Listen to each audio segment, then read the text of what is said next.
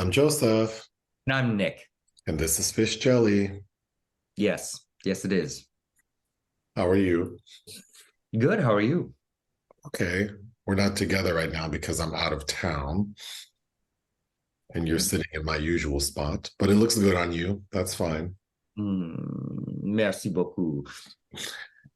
How was your evening? It was great. How was yours? Okay. Did you go to 80s night? I did. I did. And then I left that for the Eagle. Hmm. It wasn't yeah, it was the the dance floor was brightly lit and they installed some kind of monitor where they were playing all kinds of Akbar stuff. And then I didn't bother to look this up, but all the napkins at the bar had some message on it. I think it's changing ownership. Oh, Like it was sold to somebody else. well, maybe they'll redesign it so it has better flow. Um, Tear out that bitch of a bearing wall and put a dance floor where it ought to be. Yeah. Yeah, really. Well, did you see that someone was arrested and charged with the murder of Tupac Shakur? You had mentioned that. You had read So, that. so of course, 26 years after the rapper was shot and killed, which happened on the strip after a boxing match at the MGM Grand. And I was going to school at UNLV at that time. And, UNLV is behind, like basically behind the MGM Grand. So I remember being on campus that night and like this huge commotion, and of course there was no social media or anything, so but you could see that there was a lot going on. And I remember we kind of like tried to drive over there a little bit, but Of course. so I mean it's a very memorable incident to me. But then also, like, Tupac was such a great artist, and I feel like had he not been murdered, he would probably have a pretty prolific acting career.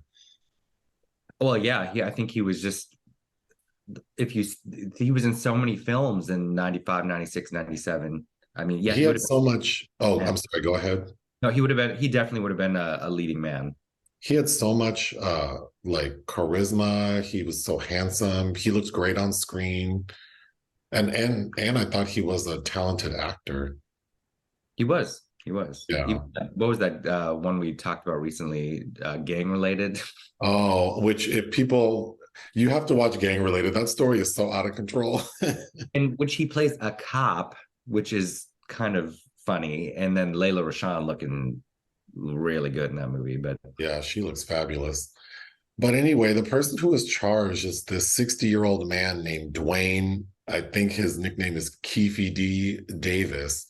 This dummy wrote a book back in 2019, like a tell-all memoir, and then did all these interviews, basically saying he was in the car when Tupac was shot. He says he wasn't the one who shot him, so he's charged with being an accessory, like aiding and abetting the person who did kill Tupac.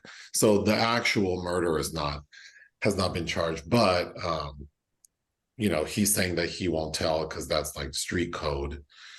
But yeah. well, just don't say anything at all then, sir. But okay. Well, just so stupid. Like your ass gets hemmed up for running your mouth. Like you're running your mouth anyway, but Right. I might as well just tell everybody everything. I don't know. ugh. Well, I did. There is something in the sorry to this man section, because last week when we were talking about weddings, I said I had only been to three, but that's not true. Right after I published that podcast, I remembered that we went to the wedding of a good friend of yours in Minnesota. Mhm. So yeah, I felt bad because it was such a lovely wedding and I totally forgot. But yeah, so I've actually been to four weddings.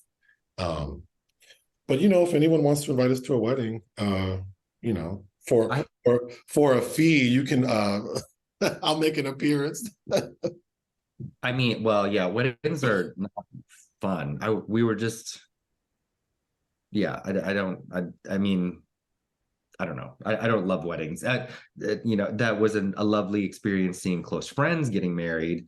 And I remember at that particular one, I was asked to read a poem out loud when you were out there laughing in the audience. Well, it was fun trying to see you be anytime you're like trying to be serious, and because you also get you're very you get stressed out very easily, even though you do a good job every time you have to speak publicly. But Mm, so I think that's why. Well, at that point, I hadn't really seen you do anything like that, so mhm. I think that's why I don't recall laughing out loud, but No, but I could see your little face out there. Giggling. I was just happy. Yeah. But Something we don't hear you say. Uh, we'll really ever know. But yeah, there's a YouTube video of us. Someone asked us to help them. A gentleman asked us to help him propose to his girlfriend, mhm. and she watched our channel. So I thought that was really cool. Um, Yeah, way back in the early days. yeah. Um, but we can move on to films released we didn't cover. The Kill Room. The Kill Room, I think, which is being released courtesy of Shout Factory, with directed by I think it's Nicole Paone, whose previous film I have seen, Friendsgiving, which I didn't like, but has a really unique ensemble cast. And her latest stars Samuel Jackson, Uma Thurman, and Maya Hawke, who of course is Ms. Thurman's daughter. Oh.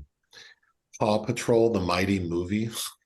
I mean, I've seen this marketed everywhere. I had no interest. Directed by Cal Brunker, who I think did the last Paw Patrol movie, which I'm not familiar with anything regarding that.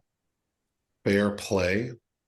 I did watch this. I was going to write about it, but sadly, time got away from me. I believe it's a debut Chloe Domont Netflix film starring Alden Ehrenreich and Phoebe Dynevor, who I wasn't familiar with, but she's known for Bridgerton, I think, which I have not watched. Kind of an interesting modern take on gender equity in the workplace that gets a lot messier than you'd expect it to. Mommy Wata. Yeah, Nigerian, I believe, directed by CJ Fiery Obasi, and I think it won an award for cinematography at Sundance this year. But that sounds really interesting. I was kind of surprised that you passed on this one because it sounds like it's worth a watch. Kind of a bizarre tale, something to do with mermaids. So I might catch up with that later. Muzzle. Muzzle is directed by John Stahlberg Jr. And it looks like, you're kind of like back in the day when we say direct to DVD trash, but it stars Aaron Eckhart and Oh yeah. About the dog. He's like a canine police officer. Mhm. Yeah, I passed on that. He did. Lastly, Saturn Bowling. Oh, this was at Locarno in 2022, I believe. I've referenced this before because I reviewed it for Ion Cinema. It had it has a rape murder scene that made me stop the screener because I like needed a break. Oh Uh, wow. Directed by Patricia Mazwi. Yeah, very, very violent, hard-hitting thriller. And she's worked with Isabelle Huppert before. I think she's about to do so again. But yeah, and I was based on her previous work. That was unexpected. Moving on to projects of interest. Quo Vadis Aida, The Missing Piece. Yes, if you'll remember in my top 10 of 2020, Quo Vadis Aida by Yasmila Jibanik was in my top 10 of the year. Also a very depressing, grueling film. But apparently she is making a follow-up to this. So more torture. Something called Jupiter. A favorite Russian filmmaker, Andrei Zhivagintsev. I don't know if I've shown you any of his films, but I like Leviathan. Elena might be my favorite The Return was, I think it was his debut and won the Golden Lion, I think, in Venice in 2003. But he's finally doing a new film. I think his last feature was Loving in 2017, something like that, which I actually could rewatch. I like that too. An untitled sci-fi project by Arthur Harari. Arthur Harari, who I didn't realize, I know he wrote the script for Anatomy of a Fall, which won the Palme d'Or at Cannes this year, directed by Justine Triet, but I didn't realize he's married to Justine Triet. He's written several films, and I think I haven't seen his last feature, which won a bunch of stuff all over the festival circuit, Onoda 10,000 Nights, which I think opened Un Certain Regard in 2021. But yeah, he is directing his third feature, which is an untitled sci-fi project, and is tipped to star Léa Seydoux, which is exciting to me. And lastly, we received a message about something they thought you'd be interested in. So I was reading the article they sent, and I saw that this information was actually provided by Eric Lavallee, who runs Ion Cinema. Mm-hmm. Yeah, who I wrote for. Mm-hmm. Yeah. Be Gone's latest film. That's been, that's not exactly new news. Like to me, I've known about that for a minute, but yeah, it'll be his follow-up to Long Day's Journey into Night, which is an excellent 3D film from 2018. Of course, not related to the famous Eugene O'Neill play, which a version of that is coming out with Jessica Lange, by the way, soon. Oh. Movies we watched for fun. Poison for the Fairies. Yeah, I watched this last night. It's kind of a Mexican horror classic from 1986, directed by Carlos Taboada. Very bizarre film, kind of like a mix of The Bad Seed and Diabolique, but it's got this insidious little girl who believes she's a witch, being raised by her nana and her creepy old grandma that can't do much. And this new girl at school, arrives, and she convinces, I think the new girl's name is Flavia, that she's a witch, and she kind of indoctrinates her and kind of terrifies this little girl, and wheedles her way into going away on a family vacation. And the title comes from fairies are the nemesi of witches. So she's like, we have to come up with a poison for them. And then she manipulates this little girl to such a degree that her little friend burns her to death.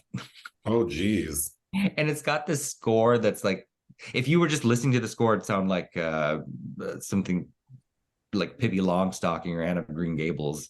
But I haven't thought of Pippi Longstocking in a long time. She was just referenced in Clueless. She was? Paul Rudd tells Alicia Silverstone that because she's got pigtails and she looks like Pippi Longstocking. She doesn't know who that is. Oh. Next, Strangers in the House. I just read this novel by Georges Simenon in anticipation of watching this new restoration of Strangers in the House. It was adapted 1942 by Henri Decoing, with a screenplay from Henri Georges Clouzot, starring Raymond. It took me forever to read this book, like way longer than it should have, because it's quite slim. But I think the initial premise is good, but then it becomes this courtroom drama that's a little too familiar, I think. But it's basically about this lawyer who hasn't practiced law in 20 years because his wife left him, and he just sits in his old mansion and drinks wine every night. And he's got a daughter that he basically ignores because she reminds him of the mother. But anyway, one night somebody gets shot in his house, and it turns out his daughter's been having these parties in one floor of the mansion that nobody knows about, and this homeless man gets killed there. And then he ends up defending his daughter's lover, who's the accused. A few nights ago, you put on Crow, The Salvation. The sequel to The Crow. This shit was terrible. It was very bad. In stars, I guess Kirsten Dunst has top billing. And I remember this, I think it was a direct-to-video release, but Eric Mabius, who I think the only other film I really remember him from is Cruel Intentions, terrible, terrible. But part of it's not his fault. The No, script. because yeah, oh gosh, there's so much. Well, like he's a very handsome man, but then when he turns into this, like the crow, I guess, because we see that he was electrocuted, so his face looks like cooked meat, and then he peels it off, and then he's left looking like a sad clown, combined with his hairstyle, which is that very like late 90s center part. He looks ridiculous. Yes, and then the film insists that nobody really recognizes that it's him. Oh my gosh. And then no one recognizes, and he's like, he's a very good looking man. And like, no one recognizes that he's the person who was convicted of murder. It kind of was, the story reminds me of that. I think it's Wes Craven, Shocker. Yeah, with Peter Berg. Except That's uh, no good. in that movie, he's like sadistic and, as people would say, evil. This guy wants to clear his good name. But yeah, I almost want to. I didn't finish this movie, so I'm kind of, I might put it on.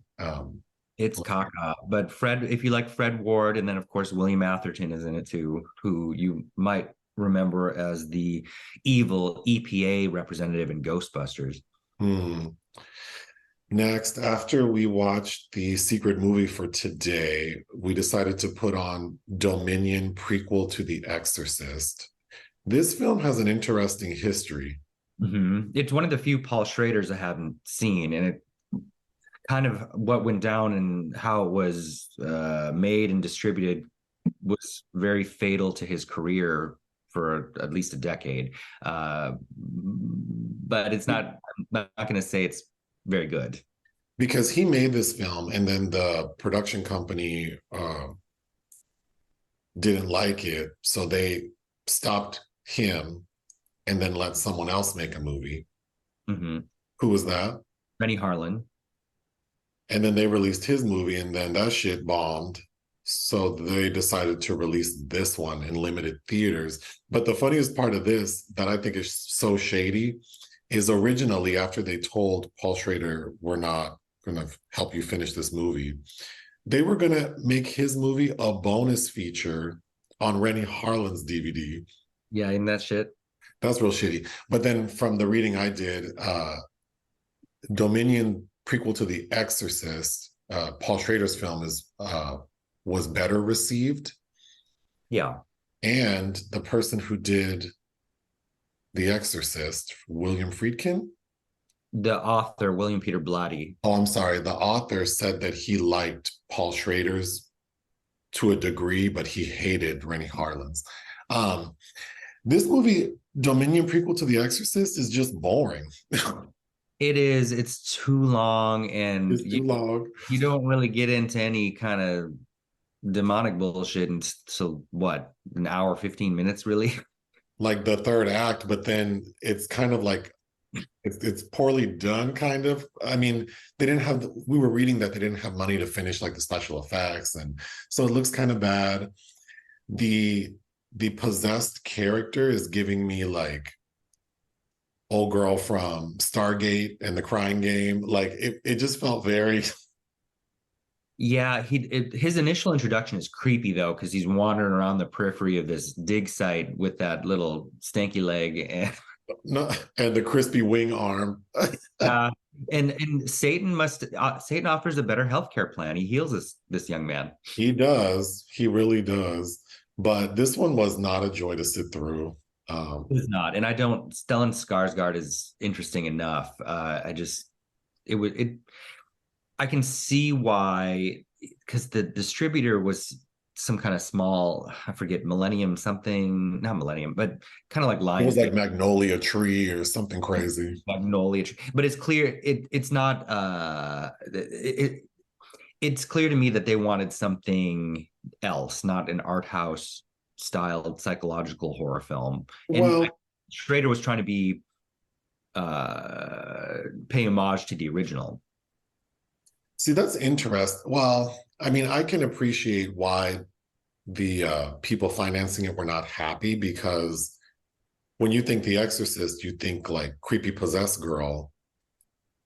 And then, yeah, we get this art house, almost like historical drama with this possessed character that's kind of interesting. But yeah, it turns into, it almost felt like sci-fi towards the end.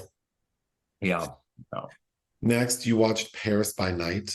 Yes, directed by David Hare, his second film after Weatherby, which I haven't watched Weatherby in years and years and years. But this stars Charlotte Rampling as a European MP who gets hemmed up in, well, she kills somebody in Paris at night, riding in cars with boys. And but I love Charlotte Rampling, obviously, but Michael Gambon had died a couple days ago, and he was in this as her husband, and they don't have a very good relationship. It was okay. You saw the end of it. Oh, He shoots her. oh, that was actually good. Mhm. It felt like a marriage. I don't know. Just kidding. Uh, Two Deaths. Also, Michael Gambon. This is a Nicholas Roeg film I'd never seen from 1995, starring him and Sonia Braga. Very dark, depressing movie, but it's set in an unnamed country. I think it's supposed to be Romania. That's the collapse of communism, and there's basically a revolution going on, and people are being shot by the military in the streets. And meanwhile, this doctor has a dinner party with friends, and through the course of the evening, they learn lots of really terrible things about his obsession with his maid, who apparently is an indentured servant, basically, because he's agreed to care for her lover who's incapacitated after a car accident for the past several decades in exchange for the use of her body. And then it turns out one of the reveals is, of course, that he was the one that ran down her lover in the street so he could have her. Dang. You watched something called Deux, Deux. As in the number two. Mm-hmm. Yep. But with Isabelle Huppert. I'd never Oh, seen. is this the one where you posted on Instagram her getting attacked by a fox? Yeah. That shit looked crazy. The film is incomprehensible, but it's by kind of the unloved child of the new German wave, Werner Schrader, who's very, very homosexual. And several of his films I've seen it's what you'd expect from him, but it is the second time he worked with Huppert, I believe, who's previously starred. I do like Melina, his Ingeborg Bachmann adaptation, which is also a very challenging film. But this is Huppert, as the title suggests, playing two people, twin sisters named Maria and Magdalena, and it opens with them learning about each other. One lives in Portugal and one lives in France. Now that I say it, it's not unlike what happens to the twin boys in Dix, the musical. But Schrader, I think, has said that this is autobiographical. I don't know how or in what capacity. And there are all kinds of intersecting stories involving these two women and Boule Ogier playing the mother. It's interesting, especially if you like Huppert, and has some very odd, bizarre, fun moments. But I don't know. You'd have to be in the mood for this, for sure. You watched Mulholland Falls? I think I know it's not a well-received film. Lee Tamahori from New Zealand directed it. It's a 1940s film noir that's basically based on a real-life group of cops I think they were called the Top Hats or something, that were kind of running the city basically.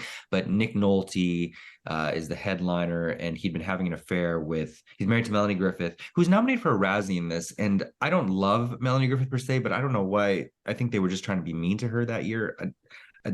She's not even in it long enough to even care. But anyway, he's been having sex with this woman who's found dead out in the desert, and it has to do with the nuclear testing sites going on. Anyway, I thought it was very dull.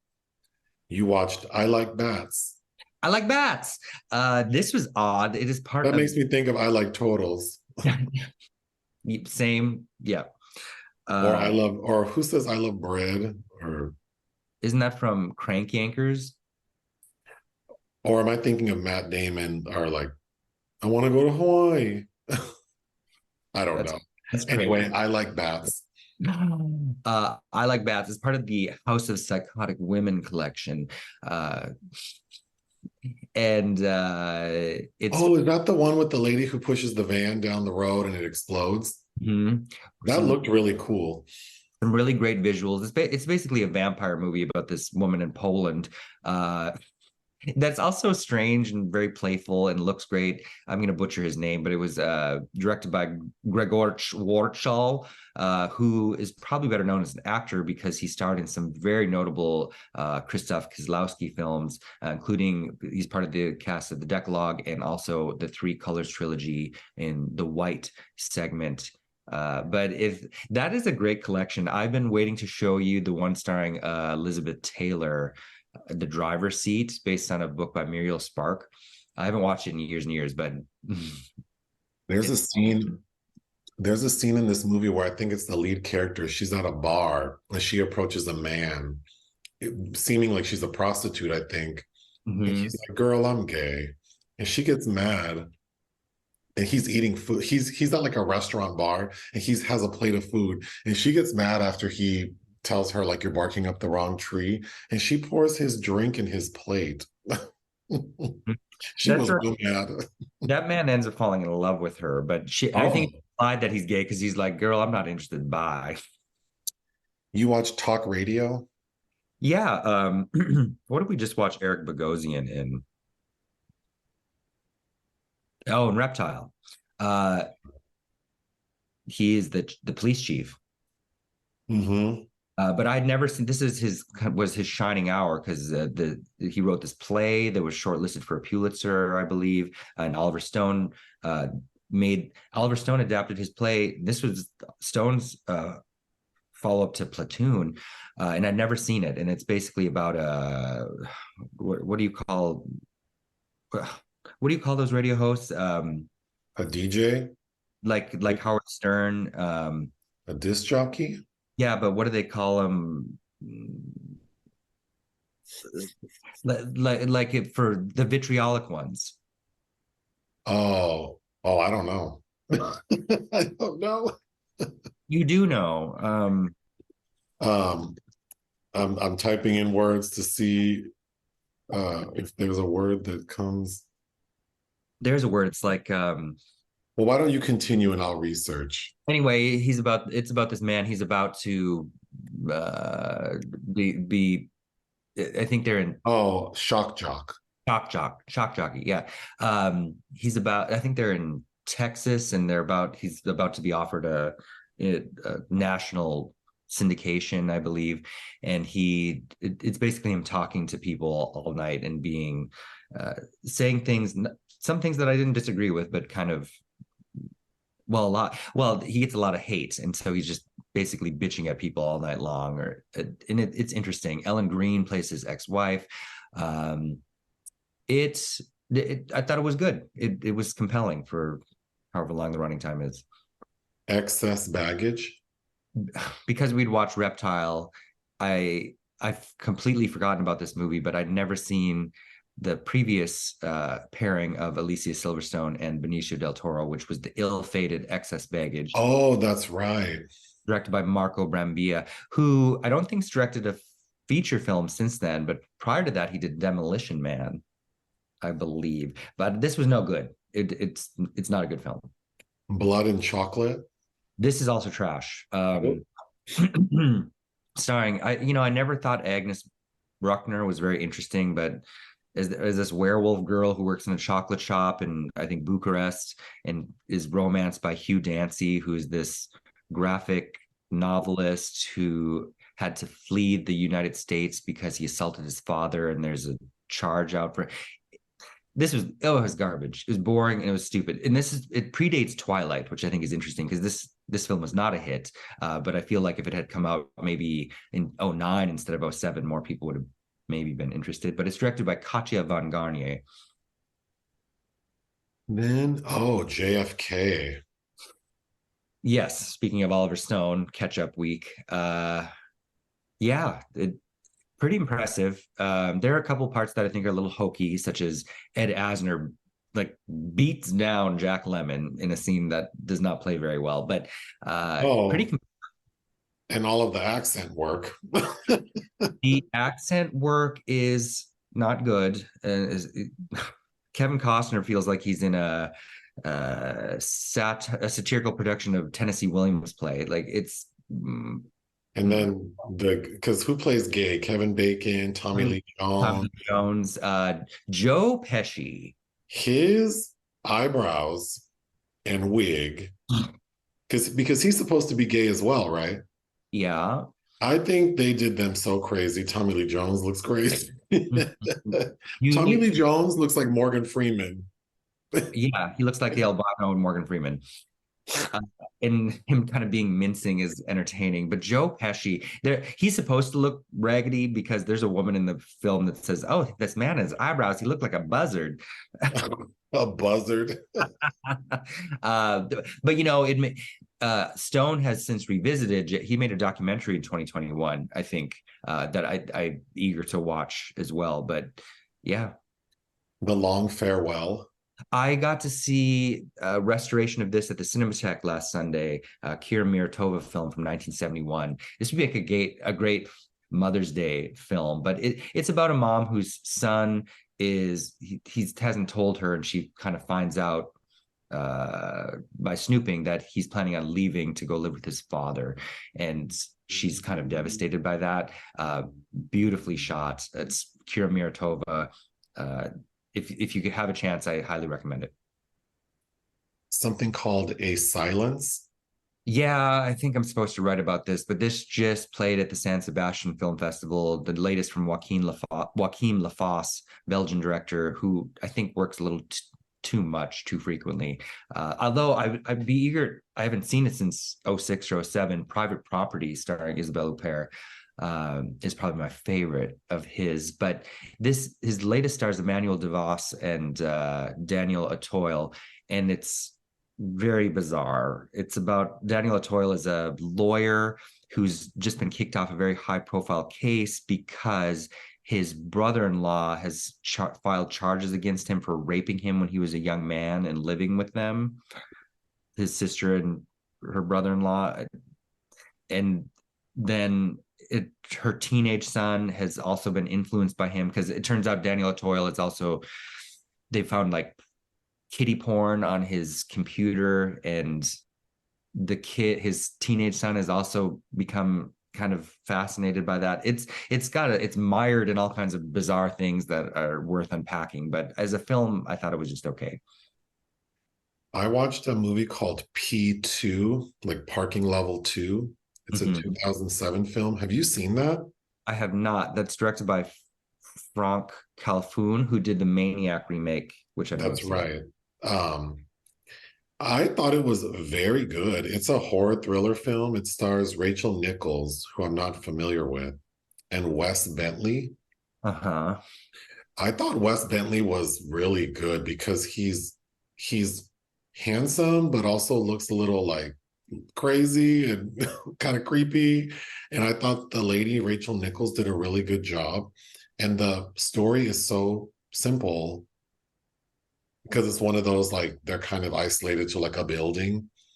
And I thought it was like pretty suspenseful, and there's some pretty gruesome stuff in it. Basically, Wes Bentley plays a security guard in this building that Rachel Nichols works in, and it's Christmas, and she's like the last one to leave, and she's having car trouble. And we find out that Wes Bentley's character is obsessed with her. And then she has to fight her way out of this building. Yeah, it was really good. Then I watched that movie Vacancy, that other 2007 film that I always cite as like Creepy. creepy because it could be real. It stars Kate Beckinsale and Luke Wilson. It's about like this remote motel where there are people there who make snuff films, and this married couple, Kate Beckinsale and Luke Wilson, kind of get trapped there and have to fight their way out. Upon rewatch, I didn't I mean, I still think it's a very good example of something that's creepy, but I don't know that I like all these horror films where they always have like a character or like this couple. They have all this like baggage and trauma, like a dead kid. And I Mhm. don't, that always feels like fluff. Like, well, we spent the first 30 minutes with these two people fighting with each other to then get stuck having to fight for their lives. It feels a little basic, but That's Nimrod Antal, the Hungarian director. yes. Unfortunately, there are entries in the obituary section. Like you already mentioned, Michael Gambon died. Hmm. I mean, he What was. do, what do I know him from? I mean, well, I probably nothing because you haven't seen The Cook, the Thief, His Wife, and Her Lover yet. But he's probably best known for playing Dumbledore in the original Harry Potter series. But he wasn't the first one to play Dumbledore. In the only Harry Potter you've seen, Chamber of Secrets, it's Richard Harris who died after that film was made. Oh, So then he and Michael Gambon inherited him and played him for the rest of those cycle of films. and then Dianne Feinstein died. Also, she was 90, I think. Yeah. So she used to be the mayor of San Francisco and then became a senator for California. I mean, as someone who was born and raised in California, I she's been a part of my life since I can remember. But in recent years, her health was failing, and then there are all these like images of her like just looking like she has no business working, which of course calls into question even like looking at Mitch McConnell. Like, are these people like mentally fit to do anything besides sit their asses down and relax? But If you yeah, can destroy people's driver's licenses, yeah, like what are they right. still Like, should, yeah, they wouldn't even be allowed to have a driver's license. What y'all doing up in here? Mitch McConnell? Ugh, But I ugh. believe Dianne Feinstein is like the longest running senator. She has a distinction, but She's she's getting gone. into Strom Thurmond territory. Oh, um, Annette Bening played her in, was it The Report with opposite Adam Driver? oh. Our secret film today was inspired by an upcoming release. It is the 1973 American supernatural horror film, The Exorcist, directed by William Friedkin. Rest We in peace. Hmm. rest in peace. We decided to watch this because the new Exorcist we're seeing like in a couple of days. Yep, directed by David Gordon Green. Funny enough, the Exorcist Believer comes out the same day Showtime is releasing Friedkin's last film, the Caine Mutiny Court Martial, which I Oh, saw at Venice and loved. the premise, the funniest premise we read for this film or that I saw was, I think it was on Amazon Prime because we watched it through your AMC subscription, but it just says like a young girl gets possessed. That's the premise. But This film that changed the landscape of cinema and horror films in particular. Yeah, like that's all they could offer. that's all they had. IMDb says when a young girl is possessed by a mysterious entity, her mother seeks the help of two priests to save her daughter.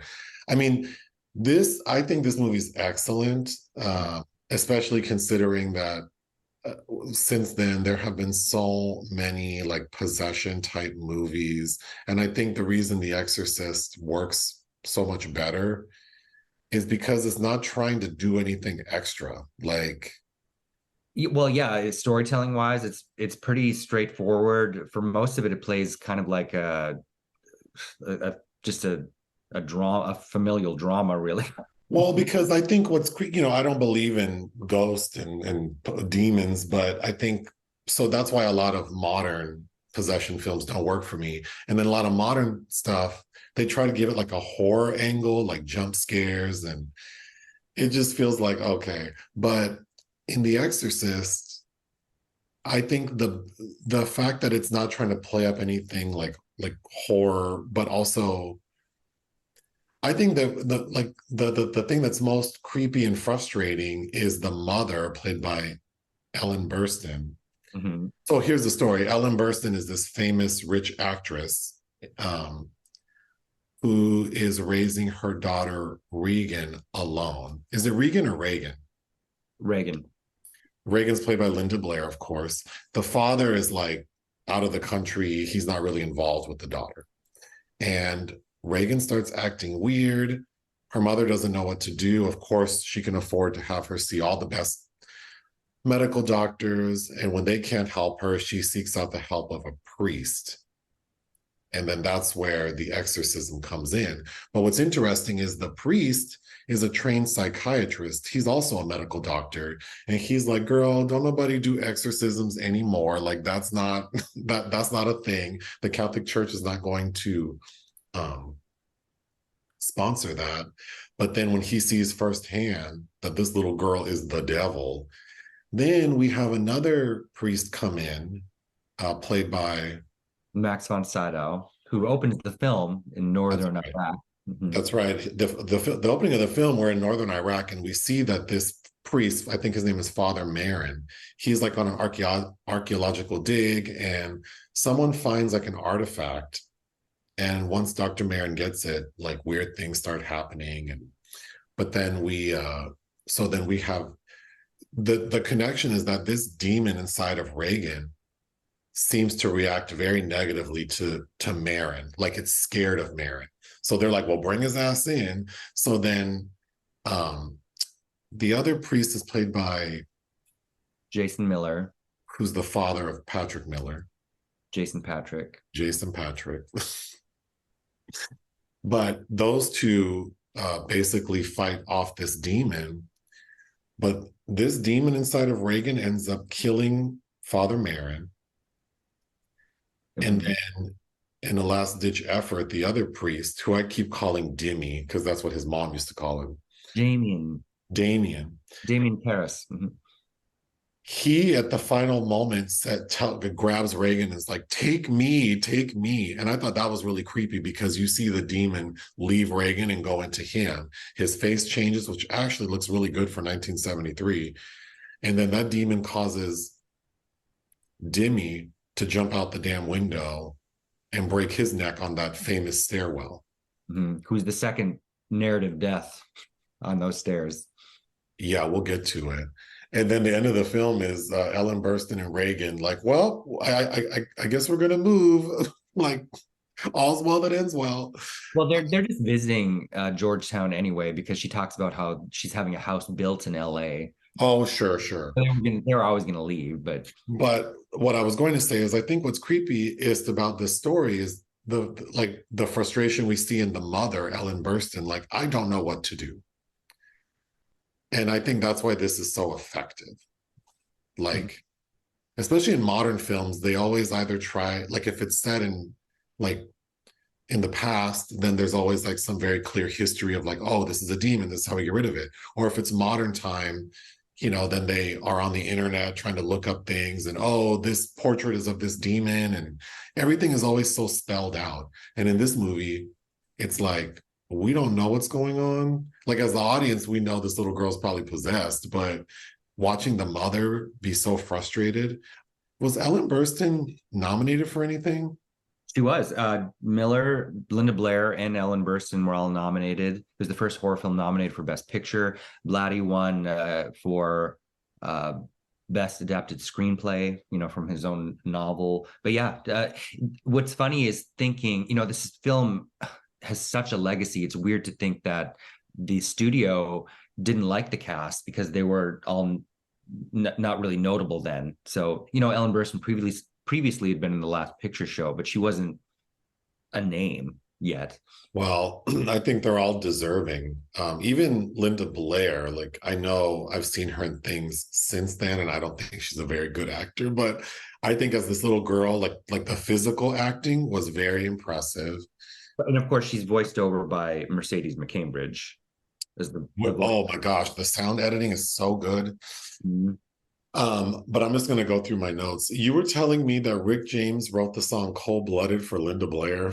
Yeah, he did. I like that song too, and had no idea till very recently that was supposedly about her. Yeah, what an Yeah. So when we know, so the first time we realize that there's something wrong with Linda Blair's character is her mom, who's a very loving mother. She's like just, visiting with her daughter in their house, and they're in the basement, and the mother grabs a Ouija board. And she's like, "Girl, what's this Ouija board doing in here? What you know about a Ouija board?" And Reagan's like, "Oh, do you want to like play with it?" And they set it up, and the little device that's used to like move over the letters kind of like flies into Ellen Burstyn's hand, like unexplainably. So of course it's like, well, what is that? And then Reagan starts talking about, oh, Captain Howdy did it. So like right away, it's like, oh, this is not good. And then when Ellen Burstyn wakes up one morning and Linda Blair's in bed with Reagan's in bed with her, and she's like, "Oh, my bed was shaking. I couldn't sleep." It's like, That oh. was so creepy. Then I think to add to the frustration of Ellen Burstyn's character, the dad is not part of the picture, and we get a scene because it's Reagan's birthday. Ellen is trying to like she's called an operator to try to get a hold of the dad who's in some hotel in Rome, I think, and she is going off on this operator, which I thought was so funny. Mm. Then Ellen Burstyn's character has a party, like a dinner party, and the director of the film she's working on shows up. Who's that actor? Oh, I have to look. He But was a hot ass mess. He was in there saying some he, weird racial shit, I think, and then well, no, he was trying to press the buttons of her, is it her butler, her wait staff by who's accusing. German. Yes, and he kept saying that he's a Nazi, and Yeah, like just some crazy shit. And that's the like, I'm Swiss. Yeah, but the butler gets fed up and strangles his ass. And then Ellen's like, you need to go. But that director gets hemmed up later because once Reagan's possession is in full swing, the assistant who works for Ellen is like watching over Reagan, but she has to leave to go to like the pharmacy. So she asked this problematic drunk ass director, could you watch Reagan? And the next thing we know, he's gone. But then Yeah. we find out that he was actually, or later on he gets killed by being thrown down those stairs. Yes, and he actually, that's Jack McGowan. He died in 1973 from influenza. Oh, but even that death is interesting because a police detective shows up and he's trying to figure out like there's no way, like the way he flew out that window, like someone would have had to like do it, and the only person in that room was Reagan, and it couldn't have been her. So he's asking Ellen, like, no one is in this house. Like, I thought that was very well done. Oh, and then I like the lead detective. That's Lee J. Cobb from 12 Angry Men. He's also in a pretty good cheapy noir called The Man Who Cheated Himself. That's worth watching. But He was very good because he's looking at Ellen like, we have questions. You don't seem to have answers. I don't know what to do. I thought he was very good. But at the party, Reagan comes downstairs and there's an astronaut at the party. And she tells that astronaut, you're going to die up there, like going up to space. And then this little girl pees on the rug. yes, and that has ties to another Blatty book, The Ninth Configuration, which was also made into a film, I believe, with Jason Miller. I could rewatch that. I've only seen it once, and it's been years and years and years. This film does, the screenplay does such a good job of like character development because I felt like I understood Ellen's position. I felt like Father Marin, like we get his backstory, like, and then Damien, his mother is like senile and has to be put into a home.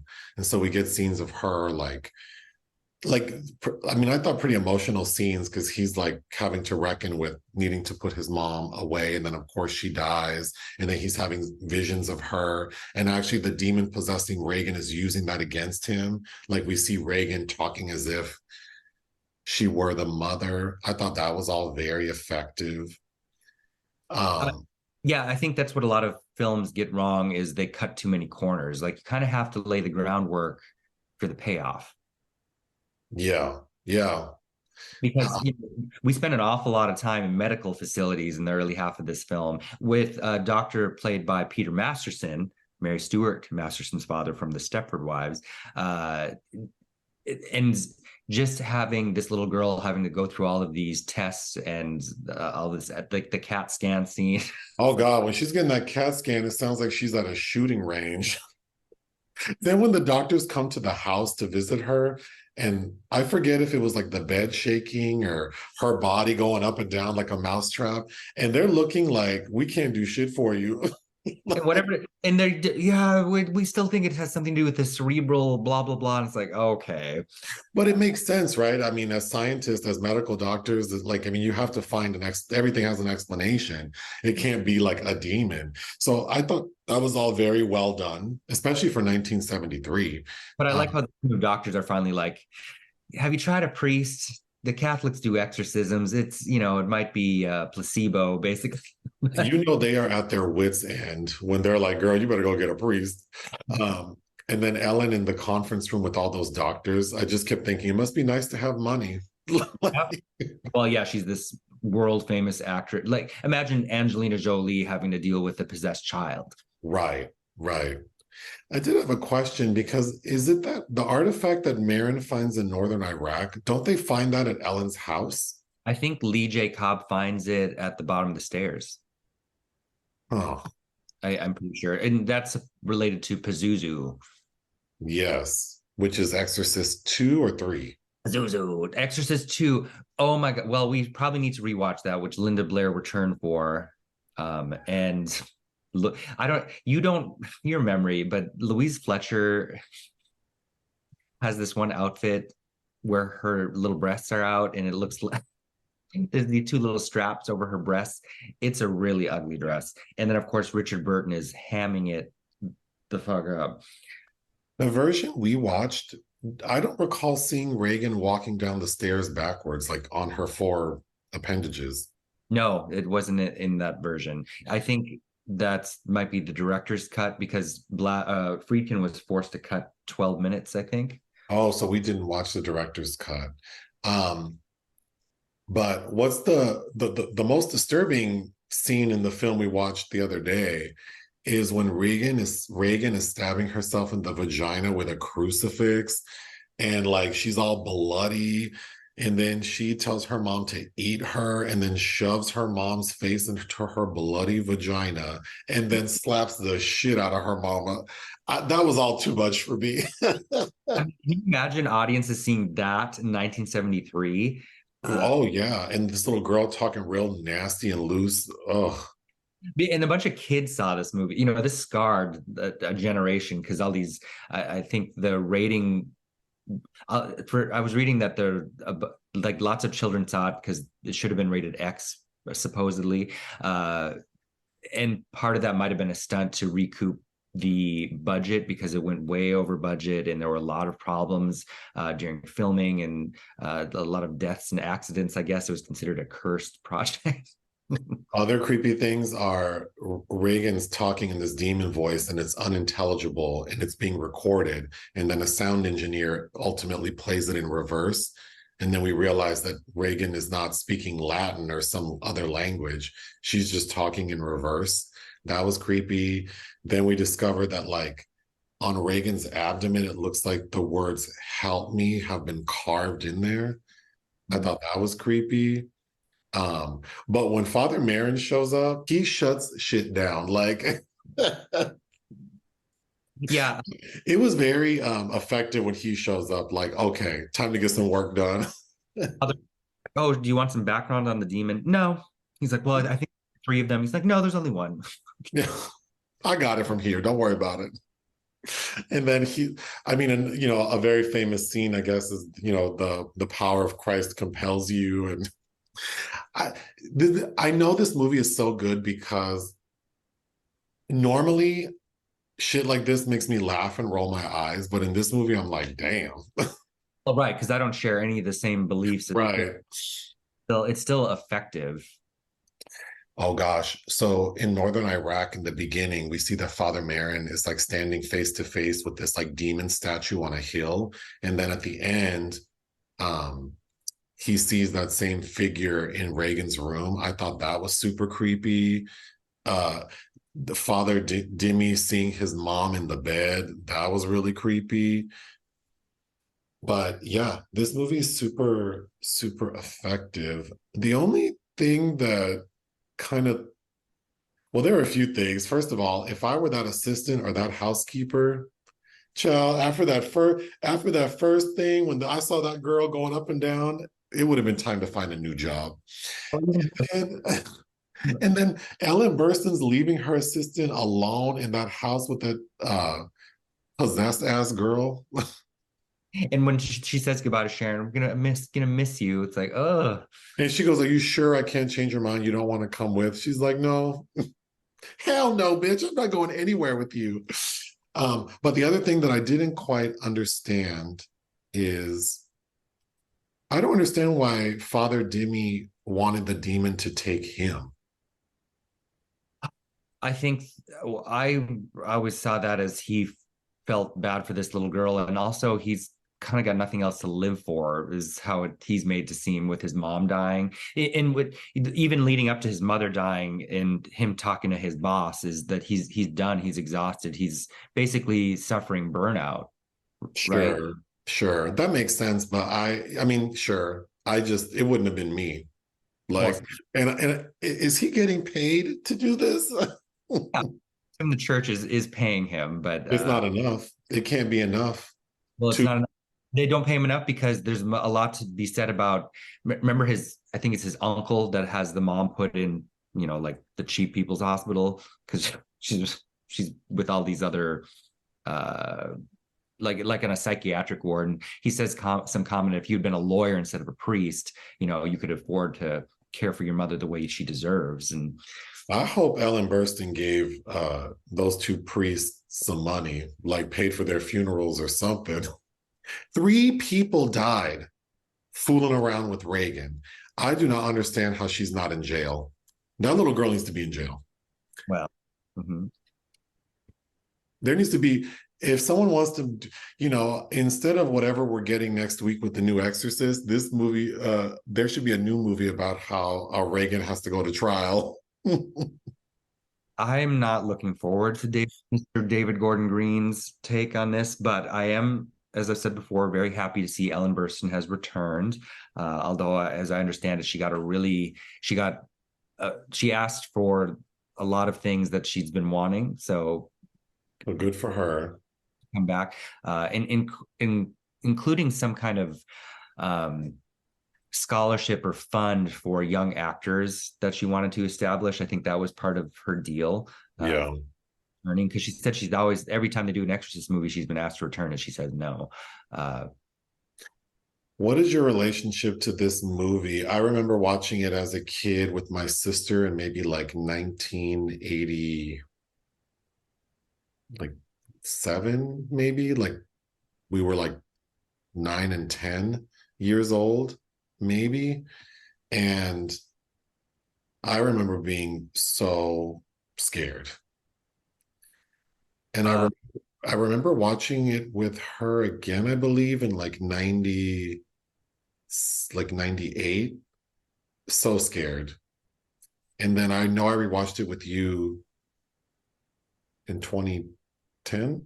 I had a movie night for it in 2008, and then you and I watched again in 2011, and then I watched it. I've watched, thanks Letterboxd, but I watched it again in 2018.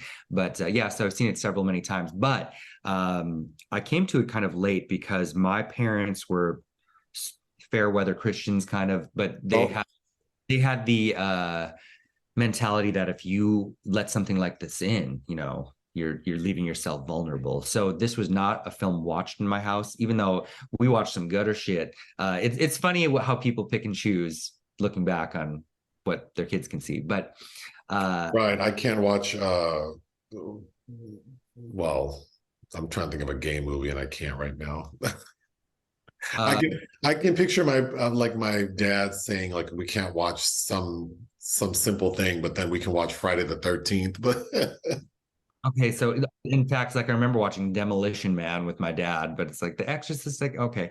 But I rented it with friends around the same time. I remember, like when I started having sleepovers at my male friends' houses, that like I went ham, like, oh, let's rent, and they would always get annoyed because I always wanted to rent this old shit, like Rosemary's Baby and The Omen, and all that devil shit I can't watch at home. And that was how I saw it. But I don't know that I actually really took it in until like fully concentrated on until I had that movie night in 2008. But I've known many people that are obsessed with this film. At that particular movie night, we had a friend over who had a pug named Captain Howdy, for instance. Oh, well, you can tell me later. Um, so what would you give The Exorcist? I think I gave that a 5 star. I think that might be a 5 star film for me, Uh, or 4.5 I maybe. would give it 4.5 out of 5. It's, I mean, it's a classic film. I, Yeah, you just saw The French Connection for the first time. This was Friedkin's follow up, that was really good. and you've seen his The Boys in the Band and Cruising. Yep. So I'm not trying to convince you that he's one of the best directors that has ever lived, but you know, Well, I mean, from what I've seen, I would believe it. Uh, so that's all we have for The Exorcist. We're watching the new Exorcist this week. We're seeing a couple of horror films. yeah, there's a Pet Cemetery Oh, prequel, Pet Cemetery prequel, VHS 85. another possession movie where evil lurks or something that we'll be watching when you get back as And well. then the poll for our next live video will be Sigourney Weaver B-sides. Yeah, I need to send you that list. So you need to send me that. Have it. But that's all I have. Same. All right, ta-ta for now.